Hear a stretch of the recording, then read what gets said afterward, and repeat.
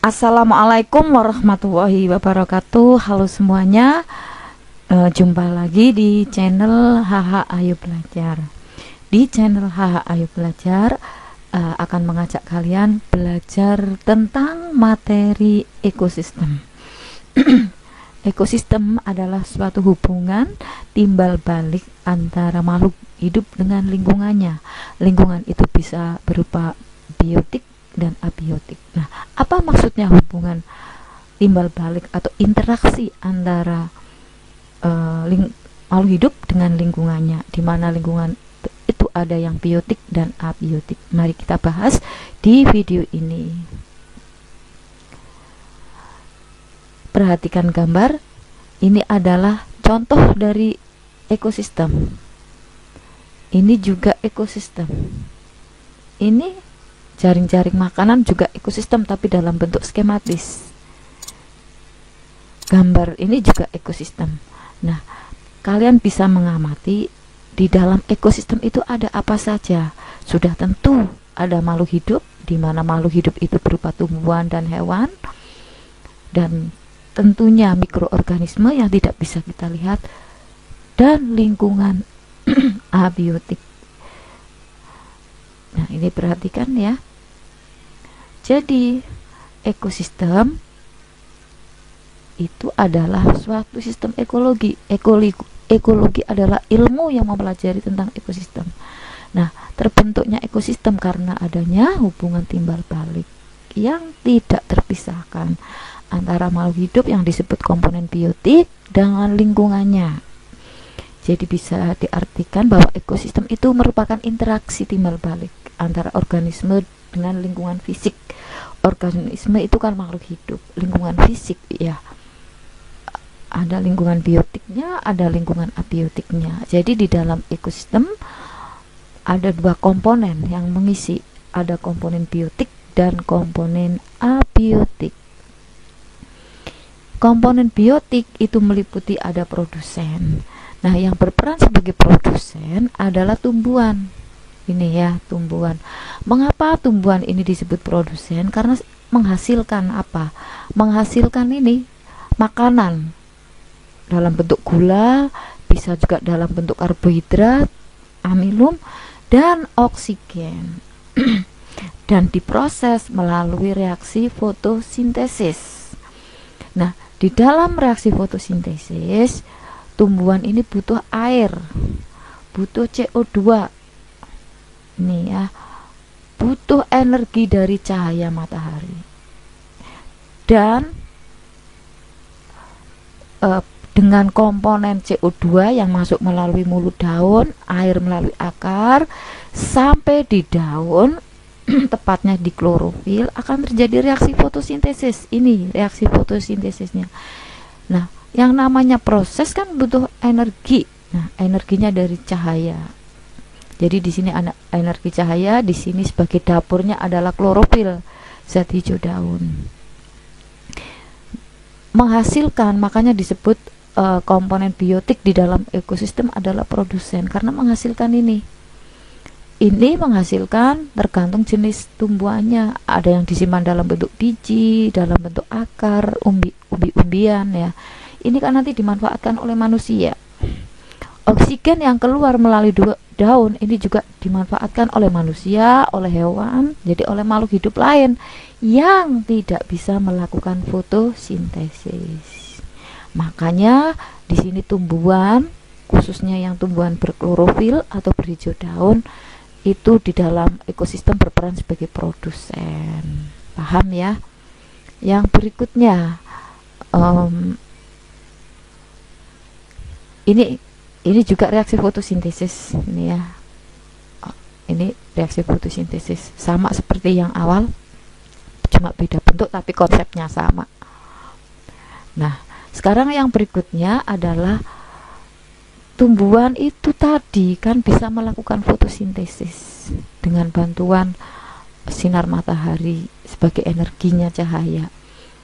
Jadi organisme yang bisa melakukan fotosintesis artinya bisa membuat makanan sendiri, mensintesis makanan sendiri. Ini disebut komponen autotrof atau organisme autotrof. Ada yang menyebut fotoautotrof. Sudah pasti tumbuhan yang memiliki hijau daun atau klorofil. Sekarang komponen biotik yang lain adalah konsumen. Nah, konsumen di sini adalah sebagai pemakan, sebagai penghirup oksigen dari hasil fotosintesis. Disebut heterotrof. Konsumen di dalam ekosistem sebagai heterotrof. Perhatikan di gambar ini ya, misalkan ini padi, tumbuhan ini berperan sebagai produsen, menghasilkan zat makanan dan oksigen, dimanfaatkan oleh konsumen tingkat 1. Misalkan tikus. Nah, tikus dimakan oleh ular, konsumen tingkat 2. Ular dimakan oleh elang, elang konsumen tingkat 3. Nah, ini disebut kalau tumbuhan itu autotrof karena bisa membuat makanan sendiri melalui proses fotosintesis. Jadi di dalam proses fotosintesis tadi sudah disebut untuk berlangsung fotosintesis perlu energi cahaya. Menghasilkan apa itu tadi fotosintesis? Dalam bentuk makanan, zat gula, karbohidrat. Bisa disebut juga di dalam tumbuhan itu ada proses perubahan energi cahaya menjadi energi kimia. Makanan dalam bentuk karbohidrat, gula itu adalah energi kimia. Energi kimia yang ada di dalam tumbuhan dimakan oleh konsumen tingkat 1. Jadi di sini ada perpindahan energi dari produsen ke konsumen tingkat 1. Konsumen tingkat 1 dimakan oleh konsumen tingkat 2, berarti ada perpindahan energi juga dari konsumen tingkat 1 ke konsumen tingkat 2 dan seterusnya. Nah, konsumen ini disebut heterotrof. Ini dari tikus dimakan ular, ular dimakan elang, dan semuanya ini akan mati. Ya, entah karena kecelakaan atau karena dibunuh, termasuk kecelakaan ya, karena memang faktor usia. Nah, ini akan mati diuraikan oleh mikroorganisme. Nah, jadi di sini mikroba juga sebagai komponen heterotrof, artinya tidak bisa melakukan membuat makanan sendiri. Tapi di sini untuk pengurai, bukan kurang tepat kalau disebut heterotrof, itu sebagai dekomposer atau pengurai ya. Ini kalau tikus, ular, konsumen ini sebagai pemakan, itu heterotrof. Tapi kalau ini kan menguraikan, ini disebut dekomposer, penguraian. Jadi saya tekankan di sini komponen biotik itu ada heterotrof, ada dekomposer. Heterotrof bisa manusia, bisa hewan, berbagai macam hewan pemakan produsen untuk konsumen tingkat 1. Kalau konsumen dimakan oleh konsumen, berarti konsumen pemakan konsumen, itu sudah konsumen tingkat 2, bisa juga tingkat 3 dan seterusnya. Jadi intinya di sini komponen biotik ada heterotrof, ada dekomposer. Yang berikutnya ini ya sudah saya jelaskan, heterotrof itu manusia, hewan, jamur, mikroba. Tapi untuk jamur dan mikroba tepatnya disebut sebagai pengurai. Heterotrof betul, tapi paling tepat adalah sebagai pengurai atau dekomposer. Ini ya, dekomposer. Jadi mikroba seperti bakteri, jamur menguraikan sampah-sampah sampah-sampah organisme, bisa dalam bentuk bangkai, sisa-sisa aktivitas manusia itu diuraikan oleh bakteri dan jamur, di mana nanti menghasilkan kompos, humus, dan humus ini dimanfaatkan kembali oleh tumbuhan. Nah, sekarang yang berikutnya adalah komponen abiotik. Humus tadi termasuk komponen abiotik dalam bentuk tanah ini.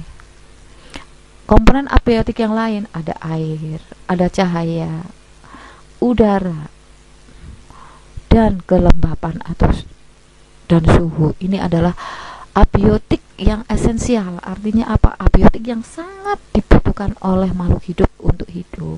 Kalau di sekitar kita cari abiotik banyak sekali, meja, penggaris itu abiotik. Tapi yang esensial untuk hidup adalah ada air, cahaya, udara, tanah, kelembapan atau suhu. Ini yang penting untuk hidup. Ini ya, abiotik bahan tak hidup, komponen fisik. Ini sudah saya jelaskan tadi anak ya. Jadi komponen abiotik di sini sebagai tempat berlangsungnya kehidupan. Jadi saya tekankan sekali lagi, kalau kita rangkum berarti komponen ekosistem itu yang biotik ada 3, autotrof, heterotrof, kemudian dekomposer ya. Yang biotik yang abiotik adalah yang tak hidup. Jadi di dalam ekosistem kalau dirangkum semuanya ada 4. Autotrof itu yang tumbuhan, heterotrof itu manusia, hewan, pengurai itu jamur, bakteri, dan bahan tak hidup atau abiotik. Sama saja, hanya penjabarannya yang berbeda. Komponen ekosistem kalau ada 2 berarti biotik abiotik, kalau 4 berarti biotiknya diuraikan semua, ada autotrof, ada heterotrof, ada dekomposer. Sekarang satuan-satuan ekosistem. Perhatikan gambar di sini. Ini adalah ekosistem. Coba kalian perhatikan. Yang bisa dihitung, pohon kelapa ada 3, kupu-kupu ada 2, ayam ada 1. Nah, apa itu maksudnya kok dihitung? Perhatikan. Itu yang dimaksud dengan satuan ekosistem. Ada seekor ayam, ada 2 ekor kupu-kupu, ada seekor elang, ada 3 pohon kelapa, ada 2 ekor kupu-kupu, dan ada 3 rumput alang-alang. Ini kenapa dihitung? Ini yang dimaksud dengan satuan ekosistem. Kalau satu makhluk hidup di dalam suatu tempat, di dalam suatu tempat ya, itu disebut individu. Kalau lebih dari 1 itu populasi. Bisa saya jelaskan di sini. Seekor ayam, seekor elang dalam ekosistem ini jumlahnya 1 individu. Tapi kalau misalkan batu ada 1, bukan individu, karena batu bukan makhluk hidup. Jadi individu adalah sebutan jumlah 1 untuk makhluk hidup. Sedangkan 3 pohon kelapa disebut populasi. Ya, jadi kalau individu 1, kalau populasi lebih dari 1. Kupu-kupu ada 3, populasi. Alang-alang ada 3, populasi. Nah, jadi kalau individu adalah jumlah makhluk hidup yang menempati suatu daerah tertentu dengan jumlah 1. Tapi kalau lebih dari 1 jenis lebih dari 1 populasi. Nah, apakah satuan-satuan ekosistem yang lain ada? Perhatikan. Ini. Jadi ada individu, ada populasi, ada komunitas, ada ekosistem, dan ada biosfer. Jadi maksudnya apa? Saya jelaskan di sini. Individu adalah bentuk makhluk hidup tunggal yang menempati suatu wilayah tertentu. Tadi contohnya seekor ayam, seekor elang, ya, itu contoh. Kalau populasi, kumpulan individu sejenis yang menempati suatu daerah tertentu. Contoh tadi adalah ada 3 pohon kelapa ya, 2 ekor kupu-kupu, ini adalah populasi. Ini sekumpulan rumput di ladang. Itu populasi asal satu jenis dan dan jumlahnya lebih dari satu. Dan untuk makhluk hidup yang berikutnya komunitas. Komunitas adalah sekumpulan berbagai macam populasi makhluk hidup dalam suatu wilayah tertentu. Seperti contoh di ekosistem tadi, ada populasi kupu-kupu, populasi kelapa, ya, ada seekor ayam, itu komunitas. Jadi makhluk hidup yang menempati wilayah tertentu. Nah, komunitas berarti ada individu, ada populasi, di mana saling berinteraksi satu dengan lainnya. Nah, yang saya tanyakan, apakah komunitas itu berdiri sendiri, tidak butuh lingkungan, tidak hidup?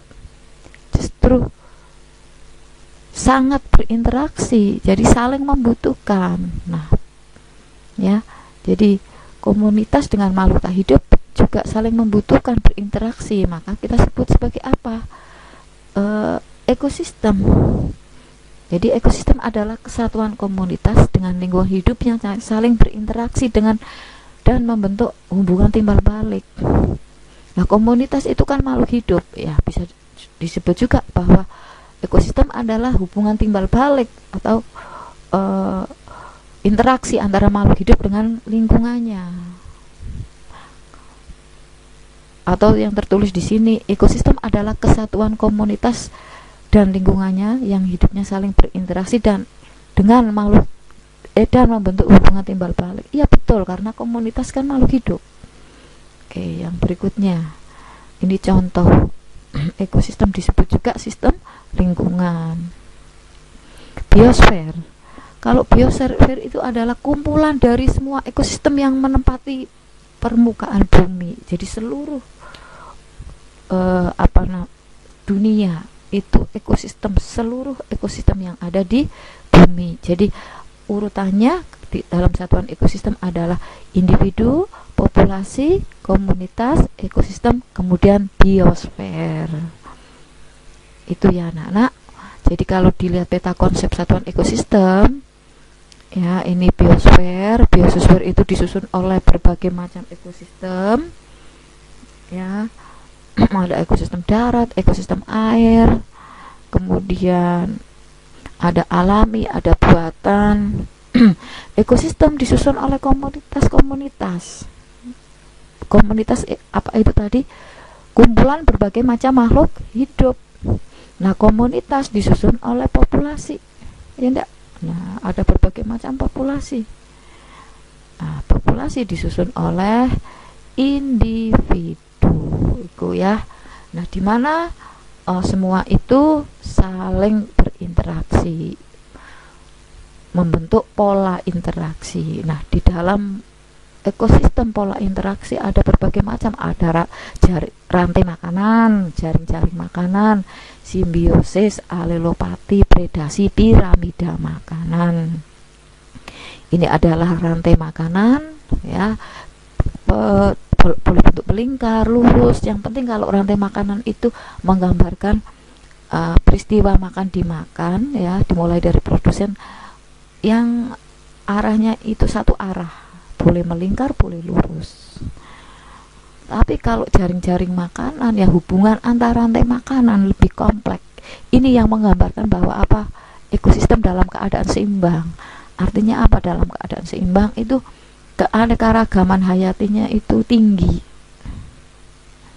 Itu ya. Jadi semakin banyak organisme yang menyusun jaring-jaring makanan, maka semakin terbentuk, semakin terjaga keseimbangan ekosistem. Yang berikutnya predasi atau kompetisi. Di dalam ekosistem itu ada konsumen dimakan oleh konsumen. Nah, ini ada peristiwa predasi, kompetisi. Nah, siapa yang menang itulah yang siapa yang kuat itulah yang menang. Ini biasanya predasi itu untuk karnivora memakan karnivora, atau karnivora konsumen memakan konsumen, ya, atau karnivor makan karnivor juga. Nah, ini biasanya yang paling kuat itu adalah konsumen tingkat ujung. Mengapa? Karena lebih kuat, mengingat di dalam ini tercermin di dalam piramida makanan, jumlah makhluk hidupnya lebih sedikit daripada konsumen-konsumen di bawahnya. Mengingat itu makanya berusaha lebih kuat, kompetisinya lebih kuat. Ini yang namanya predasi atau kompetensi. Itu sudah hukum alam. Oke, yang berikutnya adalah alelopati dan alelokimia. Piramida makanan, bisa kalian perhatikan piramida makanan. Ambil satu contoh di piramida makanan, itu paling dasar menunjukkan tempat yang luas. Ini menggambarkan ditempati oleh produsen. Ya, jadi ekosistem yang seimbang, ekosistem yang yang baik untuk menjaga kelestarian yang ada di dalamnya, itu harus sesuai dengan gambaran piramida makanan. Nah, di piramida makanan paling dasar adalah ini ya. Ini menunjukkan bahwa jumlahnya harus lebih banyak daripada konsumen-konsumen yang di atasnya, karena ini adalah yang sebagai penyedia makanan, penyedia gas. Penyedia kan berarti harus jumlahnya lebih banyak dari yang pemakan. Ini misalkan kandungan energinya lebih tinggi, misalkan 1000 joule ya. Nah, ini dimakan oleh konsumen tingkat 1. Ini tingkat trofik pertama ya. Trofik 1, trofik 2. Trofik 2 diduduki oleh konsumen pemakan tumbuhan. Ini disebut konsumen primer. Ini pemakan tumbuhan, energi yang dimakan, energi ini yang ada di tumbuhan dimakan oleh konsumen tingkat 1. Energi yang pindah di sini tidak sebanyak jumlah energi yang tersimpan ada di produsen. Jadi berpindah, berkurang 10%. Ini ya. Kemudian konsumen tingkat 1 akan dimakan oleh konsumen tingkat 2. Mengapa harus ada konsumen tingkat 2? Kalau tidak ada konsumen tingkat 2, konsumen tingkat 1 merajalela akan memakan produsen. Supaya produsen tetap eksis, maka ada konsumen tingkat 3 memakan konsumen tingkat 2. Itu yang namanya ekosistem seimbang. Nah, kemudian konsumen tingkat 2 menempati trofik 3, 1, 2, 3. Ini adalah konsumen tingkat 2, disebut konsumen sekunder. Nah, konsumen tingkat 2 tentu akan dimakan oleh konsumen tingkat 3. Ini disebut konsumen tersier, menduduki trofik 1, 2, 3, 4. Ini energi yang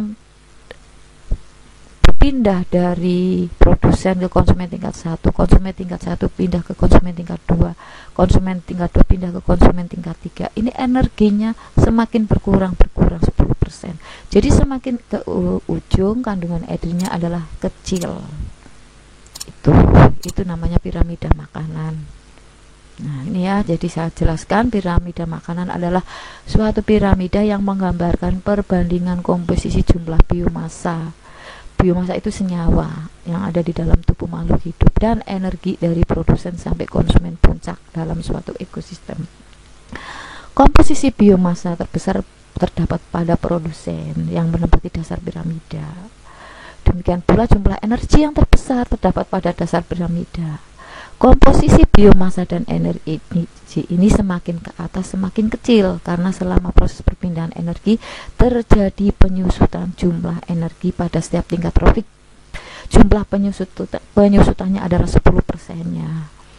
Nah, piramida makanan ini menggambarkan bahwa ekosistem dikatakan seimbang. Ya, apabila semua ekosistem, mengapa piramida makanan disebut menggambarkan ekosistem seimbang? Nah, kenapa? Karena ekosistem dikatakan seimbang apabila semua komponen biotik dan abiotik berada pada takaran yang seharusnya dan jumlah maupun peranannya dalam lingkungan, agar lingkungan tetap terjaga, maka diperlukan perlindungan dan pengelolaan lingkungan hidup. Jadi pengelolaannya ya sesuai dengan piramida makanan. Dan di sini sudah tentu produsen harus jumlahnya lebih banyak daripada konsumen tingkat 1. Konsumen tingkat 1 jumlahnya lebih banyak daripada konsumen tingkat 2 dan seterusnya. Sehingga akan terjaga ekosistem yang seimbang. Nah, bentuk yang kedua adalah simbiosis. Simbiosis itu menurut kamus KBBI adalah hubungan secara erat antara dua organisme yang berbeda. Ada juga yang mengatakan hubungan timbal balik atau interaksi antar dua organisme yang berbeda. Ya, ada simbiosis mutualisme. Simbiosis mutualisme adalah hubungan yang saling menguntungkan pada dua organisme. Bisa kalian perhatikan kupu-kupu dengan bunga, serangga dengan bunga, kerbau dengan burung, nah itu ya, terumbu karang dengan ikan. Ini saling membutuhkan. Yang berikutnya adalah komensalisme. Simbiosis komensalisme adalah sebuah interaksi antar dua makhluk hidup yang menguntungkan salah satu organisme, sementara yang lain tidak dirugikan. Ambil suatu contoh gambar, itu ikan hiu dengan remora, penyu dengan ikan-ikan kecil. Ini komensalisme. Yang berikutnya parasitisme. Simbiosis ini yang umumnya dibenci. Mengapa? Simbiosis parasitisme adalah keterbalikan dari simbiosis mutualisme. Simbiosis parasitisme ini merupakan kondisi ketergantungan yang terjadi ketika pihak yang satu mendapat keuntungan tapi yang lain dirugikan. Ini contoh yang digambar benalu ya, dengan pohon. Benalu itu kan menyerap sari-sari makanan yang ada di pohon. Ada cacing tambang misalnya di usus kita, itu cacing itu parasit, harus dibunuh dengan obat ya. Ada ya misalnya dengan kombantrin. Karena apa? Usus tersebut menyerap sari-sari makanan di dalam usus halus yang harusnya diedarkan oleh ke seluruh tubuh. Sari-sari makanan diserap oleh cacing parasit. Itu contoh parasitisme. Yang berikutnya, tipe ekosistem. Ada ekosistem darat, air, dan buatan.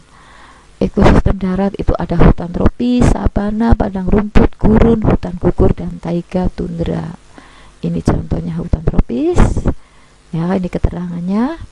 Kemudian ini contohnya sabana. Ini ya keterangannya, anak-anak bisa kalian pahami, dibaca. Nah, ini padang rumput, silahkan kalian pahami, dibaca ya.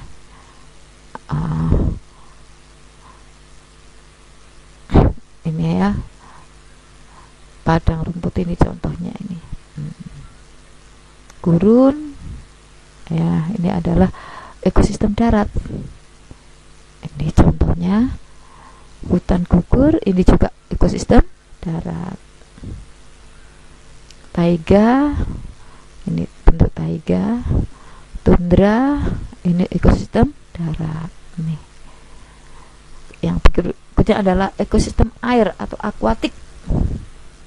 Nah, air tawar, air laut, estuari atau muara, pantai, sungai, terumbu karang, ekosistem laut dalam, air tawar. Misalnya sungai ya, air laut, estuari. Bisa kalian pahami? Pantai ini ekosistem, sungai juga ekosistem dalam ya. Ekosistem buatan. Kalau ekosistem buatan adalah ekosistem yang diciptakan oleh manusia itu sendiri. Contoh akuarium, bendungan, sawah, perkebunan, itu adalah ekosistem buatan.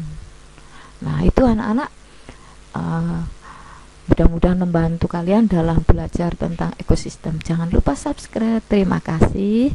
Wassalamualaikum warahmatullahi wabarakatuh.